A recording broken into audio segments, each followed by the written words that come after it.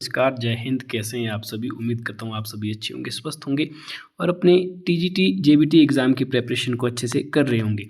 साथियों, लेकर आए हैं आज और ही बेहद स्पेशल और इम्पोर्टेंट वीडियो, जिसमें कि हम डिस्कस करने वाले हैं 30 question of ancient history of Himachal Pradesh. जी हाँ, आपने सही सुना है। प्राचीन इतिहास का जो सेक्शन रहता है उसके 30 क्वेश्चन, जो बेस्ट क्वेश्चन जो प्रीवियस ईयर में different Himachal Pradesh staff selection commission Hamirpur के द्वारा और public service commission Shimla board के द्वारा पूछे गए थे, उनको आप सब डिस्कस करने वाले हैं। ठीक है, तो ये हमारी वीडियो जो है उसमें फर्स्ट वीडियो रहने वाली है सीरीज़ की, जिसमें हम प्राचीन इतिहास को डिस्कस करेंगे, फिर आधुनिक और फिर इस तरह से आगे मेडिवल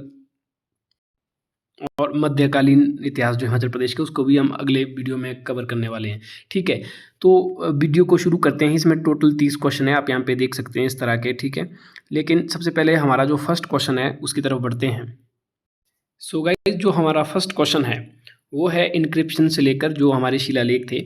वीडियो को शुरू करने से पहले मैं आपको कुछ एक चीज़ें बता देता हूँ कि गाइस, जो है हमारी जो वीडियो है ये एंशेंट हिस्ट्री ऑफ हिमाचल प्रदेश को कवर कर रही है। तो मतलब जब जो इन्वेटर आते हैं, आक्रमणकारी जैसे गजनवी इत्यादि, वो जो मध्यकालीन इतिहास में चला जाता है। ठीक है, वहाँ से पीछे तक का हम सारा कवर करने वाले हैं। अगर आपने ये वीडियो आपकी हेल्प के लिए, आपकी प्रिपरेशन को बूस्ट अप करने के लिए, अगर आपने अब तक कुछ नहीं पढ़ा है, तब मैं चाहूँगा कि पहले अपने कॉन्सेप्ट को क्लियर करने, वरना आपको कुछ भी समझ नहीं आएगा। लेकिन फिर भी जितना हो सके मैं आपको यहाँ पे हर एक ऑप्शन को एज पॉसिबल जितना हो सकते हो मैं आपके साथ एक्सप्लेन करने की कोशिश ज़रूर करूँगा। फर्स्ट क्वेश्चन है, चंबा से किस राजा का शिलालेख प्राप्त हुआ है? आप जानते हैं कि हिमाचल प्रदेश के चंबा से भी जो है इंक्रिप्शन जो प्राप्त हुए थे, वो जो है इसमें पूछा कि किसके हुए थे? अशोक, हर्षवर्धन, सुशर्मचंद्र और मेरुवर्मन। तो मेरुवर्मन गाइज यहाँ पे राइट आंसर हो जाएगा। चंबा से मेरुवर्मन के जो है वो शिलालेख प्राप्त हुए थे। अगर अशोक की बात करें तो अशोक के हुए थे सिरमौर उत्तराखंड की जो प्लेस है, वहाँ पर जोनासर बाबर जो है, वहाँ पे अगर सिरमौर आपसे पूछे तो वहाँ पे अशोक के कलेक्ट हुए थे। ठीक है, ये आपको बात याद रखना है। अगर हम हर्षवर्धन की बात करें तो हर्षवर्धन के समय में ह्यूनसांग आया था, और ह्यूनसांग आप जानते हैं कि हिमाचल प्रदेश 2 बार आया था। मतलब एक बार जब आया था 635 ईसा में, और दूसरा जब वापस गया था 643 के आसपास। ठीक है, उसका आपको ध्यान रखना है। और उसने जो विजिट किया था लाहौल स्पीति, कुल्लू, मंडी और सिरमौर में, और सिरमौर को उसने शुरुगना कहा था, शुरुगना। ठीक है, ये भी आपको याद रखना है। जबकि सुशर्मा चंद्र, अगर आपको पता हो तो सुशर्मा चंद्र जो है ये कौन था? इसने जो कांगड़ा है, जो त्रिगर्त रियासत का, ये 231वां किंग था। ठीक है, अगर मैं आपसे पूछूं कि त्रिगर्त जो रियासत है उसकी स्थापना किसने की थी, तो वो भूमिचंद ने की थी। ठीक है, आपको याद रखना है, त्रिगर्त रियासत की जो स्थापना किसने की थी? भूमिचंद ने। और जो सुशर्मा चंद्र है, इसका जो ये 231वां जो है ये राजा था कटोच डायनेस्टी का, कटोच राजवंश का जो शासन था त्रिगर्त पे, और इसी ने जो है नगरकोट का किला बनाया था। ये भी आपको याद रखना है। और महाभारत की तरफ से इसने युद्ध लड़ा था। तो आपको तो इतना इजी क्वेश्चन तो कमीशन में नहीं पूछता है, लेकिन फिर भी आपको एक्स्ट्रा फैक्ट्स आपको याद रख लेने हैं। ठीक है, अगर हम इंक्रिप्शन की बाकी बात करें, क्योंकि इंक्रिप्शन से यहाँ क्वेश्चन पूछा है, तो आपको याद रखना है जो है ये बेसिकली मेन 3 जगह कलेक्ट किए गए थे। एक तो शिमला के जो है सोनपुर, जो हाटकोटी के आसपास है, वहाँ पे कलेक्ट हुए थे। मंडी के सलोनू से ये कलेक्ट हुए थे। इसके अलावा एक चीज़ आपको याद रखना है कि कुल्लू जिला का निर्मंड जो प्लेस था, कुल्लू जिला का जो निर्मंड है, वहाँ पे 7वीं सदी की, 7th सेंचुरी की एक कॉपर प्लेट, जो ताम्रपत्र है, ताम्रपत्र, ठीक है, कॉपर प्लेट जो है 7th सेंचुरी की, वो कलेक्ट की गई थी। और वो किसके द्वारा लगाई गई थी, मतलब किस चीज़ का उसमें जिक्र था? तो वो समुद्र सेन। ठीक है, कई बार क्वेश्चन इस तरह से पूछते हैं कि जो कुल्लू जिले के निर्मंड में 7वीं सदी की कॉपर प्लेट, ताम्र जो पात्र है वो मिला था, वो किसका था? वो समुद्र सेन का था। तो क्वेश्चन किसी तरह के पूछ सकता है। ये क्वेश्चन मैं आपको डिस्कस कर रहा हूँ, अगर आप जो है क्वेश्चन को नोट कर रहे हैं तो ये एक्स्ट्रा फैक्ट्स को उनके साथ याद कर लीजिएगा, उनको राइट डाउन कर लीजिएगा, क्योंकि जब आप रिवाइज करेंगे तो अब आपके लिए आसानी होगी। ठीक है, ऐसे अभी आप सुनोगे तो पेपर टाइम तक आप भूलने के चांसेस हाई रहेंगे। ठीक है, तो गाइस बहुत सारी चीज़ें मैंने आपको यहाँ पे डिस्कस की है। नेक्स्ट क्वेश्चन आपका है, हिमाचल प्रदेश में प्राचीन जो अभिलेख है वो किस एक लिपि में उत्तीर्ण नहीं किए गए हैं? तो आपसे पूछा है नहीं किए गए हैं, तो शारदा, ब्राह्मी, इंडो ग्रीक, नागरी। तो इसका जो राइट आंसर हो जाएगा वो हो जाएगा ए ऑप्शन, शारदा लिपि में गाइज जो है वो नहीं कलेक्ट किए गए इंक्रिप्शन। ब्राह्मी, नागरी और इंडो ग्रीक, इन 3 से जो है आपके अभिलेख जो है वो कलेक्ट किए गए। और यहाँ तक कि जो आपको बताऊँ कि जो चंबा है, यहाँ पे ऊपर एक इन्फॉर्मेशन मिस रह गई। चंबा का जो ये शिलालेख की बात इसने की थी, वो चंबा के दरअसल 2 जगह, स्लोनू और एक सेकेंड गाइस, ये जो थोड़ा सा माफ़ी चाहूँगा, सलोनू नहीं है, सलोनू तो मंडी में है। सरोल और लचोड़ी, सलोर और लचोड़ी, मंडी के इन दो जगह पे, सरोल और लचोड़ी पे जो है ये इंक्रिप्शन शिलालेख पाए गए थे। और ये इंडो ग्रीक के थे वो, ठीक है, ये आपको ध्यान रख लेना है। यहाँ पे ये डायरेक्ट इसमें ज़्यादा इन्फॉर्मेशन बताने के लिए नहीं है, ठीक है। इसके अलावा कॉइन्स के ऊपर भी क्वेश्चन आते हैं, वो भी आपको ध्यान रखना है। मतलब अगर मैं मोटा मोटा आपको कहूँ ना, तो एंशिएंट हिस्ट्री से जो क्वेश्चन बनेंगे वो बनेगा अभिलेखों पे, या बनेंगे वो सिक्कों के ऊपर, या बनेंगे वो जो ट्रैवलर आए थे, जैसे सबसे पहले टॉलमी आया था, ठीक है। मूरक्राफ्ट ने जो है वो सबसे पहले इंग्लिश जो था वो जो रोहतांग पास पे आया था। उसके बाद कैप्टन हारकोट जिसने कुल्लू की वंशावली खोजी, ठीक है। तो इन कुछ एक चीज़ों का आपको ध्यान रखना है। और इसके बाद जो इनहेबिटेंट्स थे, जैसे जो सबसे प्राचीन जाति कौन सी थी, उसके बाद कौन से, उस तरह कौन से एंशिएंट हिस्ट्री से लगभग इन्हीं के ऊपर क्वेश्चन पूछेंगे, बाकी फालतू आपको नहीं याद रखना है। और जो वार हुए थे दो प्रमुख, उसका आपको पता होना चाहिए, जो शाम्बर और जो आपके देवदास इत्यादि के बीच में होता है, जो हम MCQ भी आगे डिस्कस करेंगे, ठीक है। तो नेक्स्ट क्वेश्चन है, कुल्लू से प्राप्त सिक्कों पर किस राजा का नाम अंकित है? तो इसका जो राइट आंसर है वो होगा ऑप्शन नंबर बी, बिरियास। गाइज आपको याद रखना है कि कुल्लू से जो एक कॉइन कलेक्ट हुआ था वो बिरियास का था। और कब का था ये? तो ये 1st सेंचुरी का था। आपको याद रखना है, पहली सदी का कुल्लू का सबसे प्राचीन जो सिक्का है वो किस का जो है कलेक्ट किया गया था? तो राजा बिरियास का, और ये पहली सेंचुरी का था, ठीक है। तो कॉइन्स में आपको ये इंपॉर्टेंट याद रखना है। कॉइन्स के बारे में भी अलग अलग जो चीज़ें मैं भी वीडियो में जहाँ पे हो सके जो क्वेश्चन आएंगे वो मैं आपको बताऊंगा, क्योंकि कॉइन्स के कुछ क्वेश्चन है, ठीक है। जैसे कि जो 12 कॉइन है वो अर्की से कलेक्ट किए गए, ठीक है। अगर हम बात करें जो है हमीरपुर के टप्पा मेवा गांव से 21 कॉइन कलेक्ट किए गए, जो कि अपोलोडोटस के थे। ये आपको याद रखना है, अपोलोडोटस के 21 सिक्के ये हमीरपुर के टप्पा मेवा गांव से कलेक्ट किए गए, ठीक है। बहरहाल जब आगे कॉइन वाला क्वेश्चन आएगा तो वहाँ पे मैं और इसको बेहतर रूप से एक्सप्लेन करने की कोशिश करूँगा। नेक्स्ट क्वेश्चन है, हिमाचल प्रदेश का सबसे पुरातन विवरण किसने किया? मतलब ऐसा कौन सा ट्रैवलर है जिसने सबसे पहले हिमाचल के बारे में विस्तार पूर्वक बताया था, ठीक है। तो ये कौन था? आप जानते हैं कि जो यहाँ पे आपको ऑप्शन दिख रहे हैं, पाणिनि, हेनसांग, विशाखदत्त। ये बेसिकली ये दो राइटर थे, पाणिनि ने अष्टाध्यायी और विशाखदत्त ने मुद्राक्षर लिखी है, जिसमें कि हिमाचल प्रदेश का विवरण आपको देखने को मिल जाएगा। हेनसांग एक ट्रैवलर था, लेकिन हेनसांग से पहले टॉलमी जो था इसने हिमाचल प्रदेश के बारे में बताया है, ठीक है। हेनसांग से पहले ये आया था टॉलमी, ठीक है। ये आपको याद रखना। डायरेक्ट हेनसांग तो हर्षवर्धन के टाइम में आया था, और ये जैसे मैंने आपको पहले भी बताया, ये जो है 635 ईस्वी में जब हिमाचल प्रदेश आया था, तब जो है जलंधर इत्यादि वहाँ पे आया था ये, ठीक है। और 4 महीने तक वहाँ के जो उदयमा राजा थे उनके वहाँ ये रुका था। नेक्स्ट क्वेश्चन है, किसने कुल्लू की वंशावली प्राप्त की थी? यहाँ पे भी इंपॉर्टेंट क्वेश्चन है, ये आपको याद रखना है। टॉलमी आपका भी मैंने बताया, इसने सबसे पहले हिमाचल प्रदेश के बारे में बताया था। बीरियस इसके टाइम फर्स्ट जो है वो सिक्का चलाया गया था सबसे प्राचीन कुल्लू का, ठीक है। राम वर्मा, इसका कोई मतलब नहीं है, ये फालतू ऑप्शन डाला। तो इसका जो राइट आंसर है वो है कैप्टन हारकोट। आपको पता होना चाहिए कि कुल्लू की जो वंशावली खोजी थी कैप्टन हारकोट ने। अगर हम त्रिगर्त की बात करें तो त्रिगर्त की मूरक्राफ्ट ने खोजी थी, ठीक है। तो किसने खोजी थी? मूरक्राफ्ट ने, ठीक है। बाद में कनिंघन ने भी वंशावली खोजी, लेकिन बेसिकली सबसे पहले त्रिगर्त की मूरक्राफ्ट ने और कुल्लू की कैप्टन हारकोट ने खंगाली थी। सो गाइज नेक्स्ट जो क्वेश्चन रहने वाला है वो है क्वेश्चन नंबर 6। निम्न में से किस ग्रंथ में हिमाचल का वर्णन नहीं मिलता है?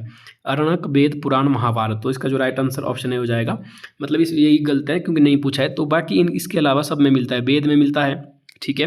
आप जानते हैं कि ऋग्वेद में जो दशराग युद्ध है जिसमें सुदास विजय हुआ था, तो ऋग्वैदिक काल का एक पावरफुल किंग उसको माना गया था, जो कि अभी हम आगे अपकमिंग क्वेश्चन में उसको पूरी तरह से डिस्कस करने वाले हैं। तो वेद में इसका जिक्र मिलता है।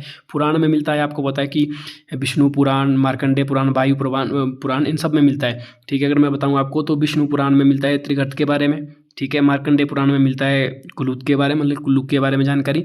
अगर हम वायु पुराण के बारे में, तो वायु पुराण में आपके जो कुलिंद जनपद था, ठीक है, जो बेसिकली कुलिंदी, जो कालिंदी नदी कहते हैं, रेणुका, माफ़ कीजिएगा, सिरमौर का, तो वहाँ का जो क्षेत्र था सिरमौर के आसपास का, वहाँ पे जो है वहाँ पे जो था कुलिंद जो जनपद था वो था, ठीक है। वहाँ पे जो है उसकी जानकारी किस में मिलती है, वायु पुराण में।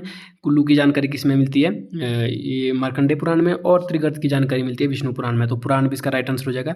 और महाभारत में भी हिमाचल या हिमालय में जो रहने वाले जो लोग थे उनकी जानकारी मिलती है। आपको पता है कि जो सुशर्मा चंद्र था उसने जो कौरवों की तरफ से युद्ध लड़ा था। और कुलिंद जो है, जो मैं आपको डिस्कस कर रहा था, कुलिंद से भी कहा जाता है कि जो कुलिंद के राजा थे उन्होंने जो है युधिष्ठिर को कुछ उपहार दिए थे, करदाता बनाया था। तो इस तरह की जो चीज़ें वहाँ पे मिलती थी। तो ठीक है, तो आपको याद रखना कि इन तीनों से जो इसका रिलेशन था। लेकिन आरण्यक में कोई जानकारी नहीं मिलती है हिमाचल प्रदेश की नॉलेज जानकारी की।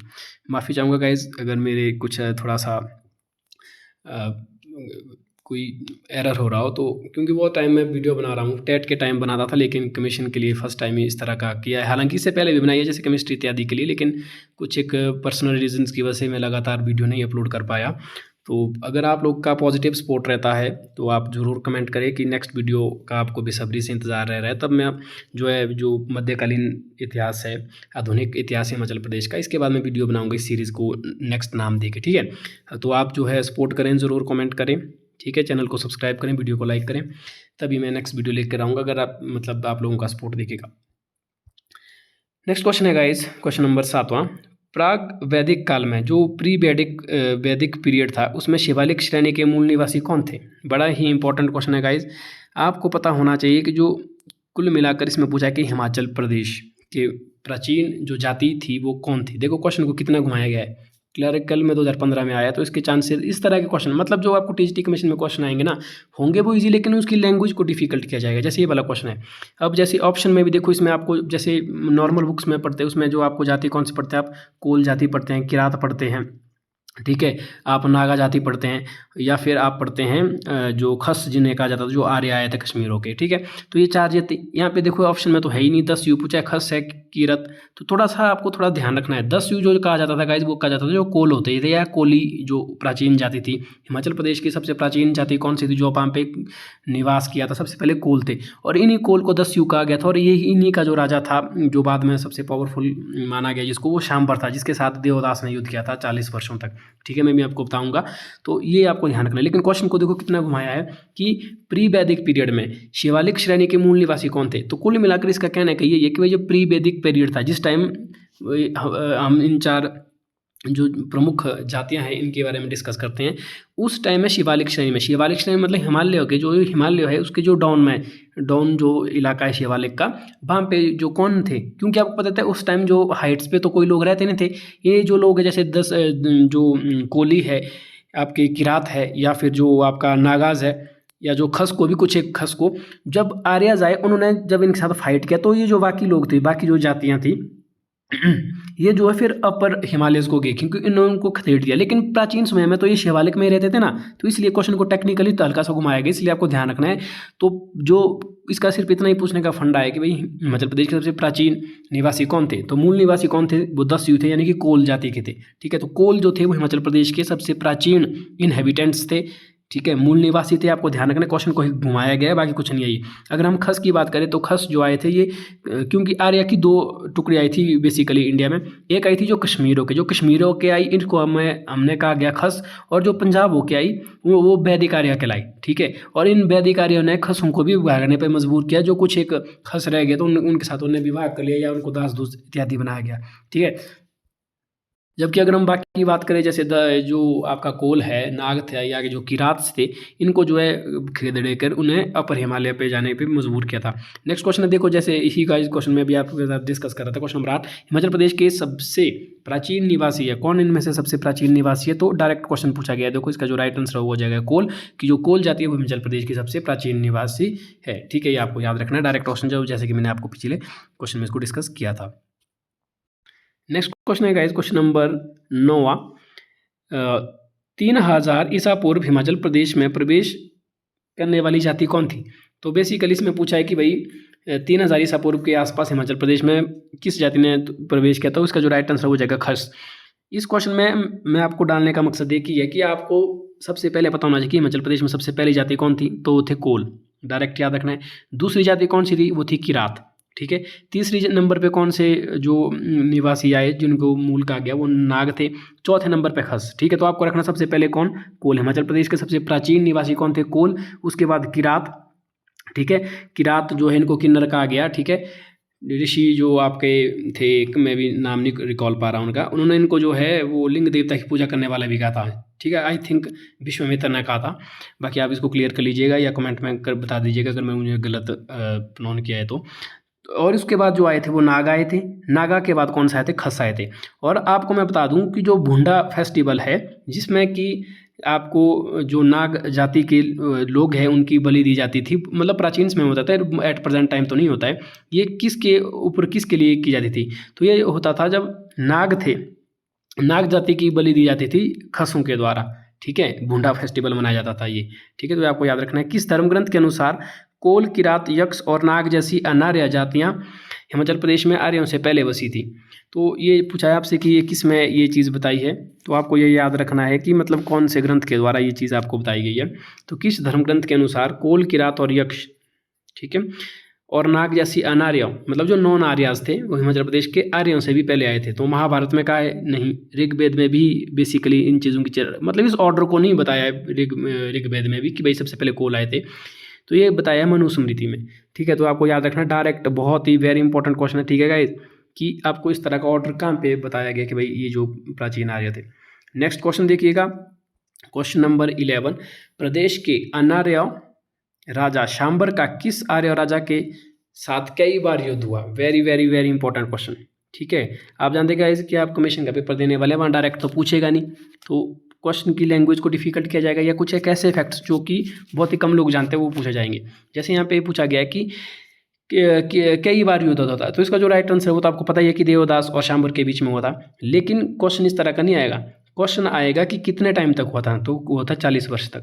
याद रखना है कितनी वर्ष तक, 40 वर्ष तक। इसके अलावा जो एक्स्ट फैक्ट आपको याद रखने हैं वो आपको याद रखना है जो देवदास था, जो ये देवदास था इसको किसने किया था स्पोर्ट, इसको किया था ऋषि भारद्वाज, ऋषि भारद्वाज, ठीक है, ऋषि भारद्वाज। नेक्स्ट वीडियो में मैं गाइस कोशिश करूँगा कि जो थोड़ा सा दूसरा जो फॉर्मेट में वीडियो बनाई जाए, इस तरह में थोड़ी लिखने में प्रॉब्लम आ रही है। वैसे बहरहाल इस वीडियो में आप काम चला लीजिएगा। देवदास, तो देवदास को लीड किसने किया था, तो इनको ऋषि भारद्वाज ने किया था। और युद्ध कितने वर्ष तक चला था, तो 40 ईयर्स तक चला था, ठीक है। आपको याद रखना है शांबर के साथ। और शांबर मैंने अभी आपको बोला ये 10 युग राजा था, यानी कि जो कोल जाती थी ना, जो कोल इनहेबिटेंट थी ना, अभी मैंने आपको बताया हिमाचल प्रदेश के सबसे प्राचीन मूल निवासी कोल थे, उनका ये सबसे पावरफुल राजा था शांबर। और ये इतना पावरफुल था इसके पास ब्यास से लेकर रावी नदी के बीच के 99 किले थे, ठीक है, इतना पावरफुल था ये। लेकिन आर्य जो राजा थे, आर्य की जो एक टुकड़ी आई ना नीचे पंजाब होके जो आई थी, तो वहाँ पे जैसे ये आए, इनसे पहले और बार जातियाँ थी, जैसे कोल थे, किन्नर थे, खस भी थे। तो उनने जब इनके साथ टकराव हुआ, युद्ध हुआ, तो उस जो ये सबसे फेमस युद्ध था जो 40 वर्षों तक चला, किस किस के बीच में, शांबर और देवदास का। और इसमें दुर्भाग्यवश शांबर की जो है वो मृत्यु हो गई, ठीक है। और वो प्लेस भी पूछा जाता है, तो गाइस वो आपको याद रखना है उदब्रिज। उदब्रिज जो जगह थी वहाँ पे जो है शांबर की मृत्यु होगी और देवदास ब्रिज ये हुआ था, ठीक है, उद ब्रिज। वो ये जगह भी कई बार कई अलग अलग एग्जाम में पूछी जाती है क्योंकि इंपॉर्टेंट ये वॉर हुआ था इन दो के बीच में, ठीक है। नेक्स्ट क्वेश्चन जो है क्वेश्चन नंबर 12, आर्य राजा देवदास का मुख्य सलाहकार कहाँ का रहने वाला था। वेरी इंपॉर्टेंट क्वेश्चन गाइज, बहुत ही इंपॉर्टेंट ये क्वेश्चन है, आपको याद रखना है। सबसे पहले भी तो मैंने आपको अभी जैसे बताया कि देवदास का जो मुख्य सलाहकार थे वो कौन थे, ऋषि भारद्वाज। कहाँ के थे वो रहने वाले, तो वो थे चंबा के। डायरेक्ट क्वेश्चन पूछा है लेकिन बहुत ही important, very important question. JBT में आप जान सकते हैं कि यहाँ पे पूछा गया जेबीटी के कमीशन में ये क्वेश्चन, ठीक है, क्योंकि ये तो सभी को पता है। ये तो मैं आपसे पूछ रहा हूँ ना कि भाई कमीशन में ऐसे क्वेश्चन पूछे जाते हैं गाइज जो बिल्कुल ही मतलब तगड़े होते हैं, ऐसी इन्फॉर्मेशन। लेकिन जैसे ना जैसे अभी हमने प्रीवियस क्वेश्चन डिस्कस किया, जैसे सभी को पता है शांबर और देवदास के बीच में युद्ध हुआ, ये सब जो इंपॉर्टेंट, लेकिन ये नहीं पता होगा कईयों को कि भाई किस प्लेस पे हुआ था, कितने टाइम तक होता, शांबर के पास कितने किले थे, ठीक है, देवदास का ये कौन था सलाहकार। अगर ये पता भी तो ये तो बहुत ही कम लोगों को पता होगा कि चंबा में था। तो ये जो डीप इन्फॉर्मेशन लेकर को आपको जाना है कमीशन में। अगर टैट का पेपर तो टैट में तो आपको पता ही है बिल्कुल बच्चों वाले क्वेश्चन पूछते हैं, लेकिन कमीशन को आपको गाइस बिल्कुल सीरियस होकर प्रिपरेशन करनी है। और इसमें नहीं आपको ये बोल रहा हूँ इस वीडियो देख कर आपका कमीशन होगा, ये सिर्फ आपको हेल्प करने के लिए मटीरियल दिया जा रहा है फ्री ऑफ कॉस्ट। यूट्यूब में मेरे से और बेहतर बड़े वेरी इंपॉर्टेंट इंटेलेक्चुअल जो टीचर्स है वो आपको पढ़ा रहे हैं, ठीक है। अकेडमीज़ आपको कई लोगों ने ज्वाइन किया होगा ऑनलाइन बैचेस, वो आपको कर रहे हैं। मतलब कोई नहीं आपको पास करता है, आपको पास करा सकता है, आपको क्वालिफाई करा सकता है, सिर्फ आपकी मेहनत। आपको जितना ज़्यादा आप मेहनत कर सकते हैं वही आपको पार कर सकते हैं। हम लोग तो बस, जैसे मैं अपनी बात कर रहा हूँ, बाकी तो नहीं मुझे पता। आपको बस आपकी प्रेपरेशन को बूस्ट अप करना, अपनी प्रेपरेशन को चेक कर सकते हैं कि आपकी प्रेपरेशन कितनी है, ठीक है। बाकी आपको खुद ही पढ़ना है गाइस, खुद ही, चाहे आपको यूट्यूब से पढ़ना है, किसी के चैनल से जुड़कर, बुक से पढ़ना है, जैसे भी करना आपको खुद ही है, ठीक है। जो दूसरा पर्सन है वो आपको सिर्फ आपको हेल्प कर सकता है, ठीक है। जैसे साइकोलॉजी तो पढ़ी है ना, जेड पी जानते हैं आप क्या होता है जेड पी डी? तो जेड पी जो होता है guys, zone of proximo distal, माफ़ी चाहूँगा, प्रॉक्सिमो डिस्टल तो प्रॉक्सिमो डिस्टल तो डेवलपमेंट की दो इंपॉर्टेंट प्रिंसिपल्स है। जोन ऑफ प्रोबल डेवलपमेंट की बात की जाती है कि कहाँ तक विकास हो सकता है। तो इसमें एक टर्म आती है स्कैप फोल्डिंग। स्कैप फोल्डिंग होता है इसकी किसी अन्य पर्सन के द्वारा आपको दी जाने वाली टेम्परेरी हेल्प, जिससे आपका जो विकास करने का जो एक संभावित क्षेत्र है आप वहाँ तक पहुँचे, जिसे ZPD कहा जाता है, ठीक है। तो वही चीज़ है, आपको टेम्परेरी हेल्प दी जा रही है। तो इन वीडियो को अगर आपको अच्छे क्वेश्चन आते हैं, इसमें से बहुत सारे क्वेश्चन आपको लग रहे क्या है कि तो हम बहुत महान काम कर रहे हैं, ऐसा नहीं सोचना है। ये जस्ट आपको एक टेम्परेरी आपको हिंट दी जा रही है आपको, या यूँ कहे आपको टेम्परेरी तौर पे आपको ये क्या किया जा रहा है, आपकी प्रिपरेशन को चेक किया जा रहा है या बूस्ट अप किया जाता है। बाकी आपको खुद पढ़ना है, आपको ध्यान रखना है। नेक्स्ट क्वेश्चन है, सिरमौर की रेणुका झील निम्न में से किससे संबंधित है? तो ये बिल्कुल इंपॉर्टेंट और इजी क्वेश्चन है। बेसिकली बीच में कुछ एक इजी क्वेश्चन डालना ज़रूरी होता है गाइस। तो इसका जो राइट आंसर है वो हो जाएगा, चेक कर लीजिएगा ज़रा खुद क्या होगा इसका राइट आंसर। तो वो हो जाएगा जमदाग्नि। जो रेणुका झील है उसका जो संबंध है वो जमदाग्नि, या जिसे जमलू देवता जो मलाना में पूजा जाता है उनसे इनका संबंध है। बेसिकली रेणुका झील तो सिरमौर की बात है ना, लेकिन इनके जो जमदग्नि, इनको अन्य जमलू देवता के रूप में भी पूजा जाता है, जो कि मलाना में है। और मलाना के जो लोग हैं अपने आपको अलेक्जेंडर यानी कि जो सिकंदर है उसके वंशज मानते हैं। अगर हम विशिष्ट ऋषि की बात करें तो विशिष्ट ऋषि का जो नाता है वो कुल्लू जिला के मनाली से रहा है। व्यास ऋषि की बात करें तो व्यास ऋषि का भी जो बेसिकली है वो मनाली के साथ जो व्यास कुंड है वहाँ पे इनको बेसिक कहा जाता है कि वहाँ से इनकी उत्पत्ति हुई। लेकिन बुक्स के अकॉर्डिंग अगर हम चले तो बुक्स में व्यास ऋषि का संबंध जो है वो बिलासपुर से कहा गया, कि जो बिलासपुर है वहाँ पे व्यास ऋषि का जो था वो संबंध है, ठीक है। परशुराम जो है वो जमदाग्नि के पुत्र थे, ऑब्वियस, तो इनका संबंध भी कहाँ से हुआ, सिरमौर से होगा। आपको पता है कि भाई यहाँ पे एक छोटी सी स्टोरी मैं आपको बताना चाहूँगा, ठीक है, 30 सेकंड के अंदर, तो थोड़ा जल्दी जल्दी सुन लीजिए क्योंकि इंपॉर्टेंट है वो। देखो जमदाग्नि ऋषि जो है इनके पास एक राजा आते हैं सहस्त्रार्जुन, ठीक है, सॉरी सहस्त्रबाहु, माफ़ कीजिए, सहस्त्रबाहु। वो जो है जमदाग्नि ऋषि से एक गाय की मांग करते हैं, तो जमदाग्नि ऋषि उसको देने के लिए इनकार कर लेते हैं। तो बदले में क्या करते हैं, जो सहस्त्रबाहु नामक राजा थे वो क्या करते हैं, जो जमदाग्नि ऋषि है इनके जो आश्रम को है वो तहस नहस कर लेते हैं, ठीक है। तो जैसे ये खबर जो है परशुराम को पता लगती है, तो परशुराम जो है क्या करते हैं, वो जो है जो स्थानीय जो वहाँ के राजा रुजा थे उन लोगों को इकट्ठा करके वो सहस्त्रबाहु पर अटैक कर लेते हैं, वॉर कर लेते हैं, और उसकी जो सहस्त्रबाहु था इसकी क्या कर लेते हैं, मृत्यु कर लेते हैं। तो जो सहस्त्रबाहु के जो राजा पुत्र थे वो जो भड़क जाते हैं, और जो है जमदाग्नि ऋषि जो होते हैं इनको जो है वो इनकी जो मृत्यु कर लेते हैं। इससे जो परशुराम भड़क जाता है बहुत कि भाई मैं पूरे क्षत्रियों को क्षत्रिय विहीन पृथ्वी कर लूँगा, ठीक है। या यहाँ से भी क्वेश्चन आ सकते हैं कि किसने किसकी मृत्यु की थी, इसलिए मैंने जल्दी जल्दी ये शॉर्ट में आपको बता दी ये सब चीज़, ठीक है। बहरहाल नेक्स्ट क्वेश्चन है वो है क्वेश्चन नंबर 14वां। क्वेश्चन है, वैदिक काल में प्रदेश में स्थित स्थानीय कबालीय गणतंत्रों को क्या कहा जाता था? Important question guys. जनपद, जो 4 जनपद थे हिमाचल प्रदेश के, सबसे पहले आपको याद रखना है वो कैसे थे, वो थे गणतंत्र, रिपब्लिक, यानी कि वो इलेक्ट्रल जो था वो सिस्टम नहीं था, ठीक है। वो तो कैसा था, वो था मतलब वहाँ पे वो इलेक्टेड था, सॉरी माफ़ी चाहूँगा, कैसे था वो इलेक्टेड, मतलब वंशों के ऊपर नहीं था वो, ठीक है। तो ये आपको याद रखना है। जो चारों के चारों जनपद थे वो किस तरह के थे, वो थे गणतंत्र प्रणाली के, ठीक है। नेक्स्ट क्वेश्चन है, किस जनपद के वासी शिव भगत थे? तो जो शिवा थे, जो शिवा को कौन से मानते थे, जिनका ज़्यादा संबंध रहा है वो रहा है उधमपुरों का। जो 4 जनपद थे आप जानते हैं ना, ये चारों जो जनपद है, ये जो है जनपद से भी क्वेश्चन बनते हैं, इंपॉर्टेंट होते हैं, तो इसलिए मैं आप सोचा कि आपको ये क्वेश्चन भी डाल दें। उधमपुर जो थे गाइस, इनका जो बेसिकली जो क्षेत्र आता था वो होता था गुरदासपुर, होशियारपुर, ठीक है, जो इस तरह का जो क्षेत्र था ऊना के आसपास। बाकी जो ये थे ये जनपद, और ये जनपद जो है शिव भगत थे। तो इनका प्रमाण कैसे मिला? तो ये जो इनके जो कॉइन्स कलेक्ट किए गए, उसको जो कॉइन है उस पर जो महादेव सा शब्द लिखा गया था, ऐसे महादेव सा, और त्रिशूल भी उसके ऊपर बना था, और एक नंदी बैल का एक इस तरह का एक आकृति भी। तो वहाँ से ये माना जाता है कि भाई ये जो थे ये किस देवी देवता को मानते थे, तो ये मानते थे आपके इन्हें जो आपके शिव जी को ही मानते थे, ठीक है। तो गाइस जो बाकी ये 15 क्वेश्चन है ना, इनको हम नेक्स्ट वीडियो में डिस्कस करेंगे, क्योंकि थोड़ा सा वीडियो लंबी बन रही है, ठीक है। अगर नेक्स्ट वीडियो तभी बनेगी अगर आप लोगों का सपोर्ट होगा, अगर आप लोग ज़्यादा से ज़्यादा संख्या में कमेंट करेंगे कि हाँ नेक्स्ट पार्ट भी चाहिए, तभी हम जो है इसके जो बाकी 15 क्वेश्चन है, 30 क्वेश्चन है बेसिकली, 30 क्वेश्चन है प्राचीन हिमाचल के, 30 क्वेश्चन है मेडिवल के और 30 क्वेश्चन है मॉडर्न हिस्ट्री के, ठीक है। उसके बाद जियोग्राफी के भी है, आपके जो एडमिनिस्ट्रेशन के भी है, प्रशासन के, हिमाचल प्रदेश की कला इत्यादि के भी है। तो मतलब फिर हम इस सीरीज़ को आगे करेंगे कैरी ऑन, ठीक है।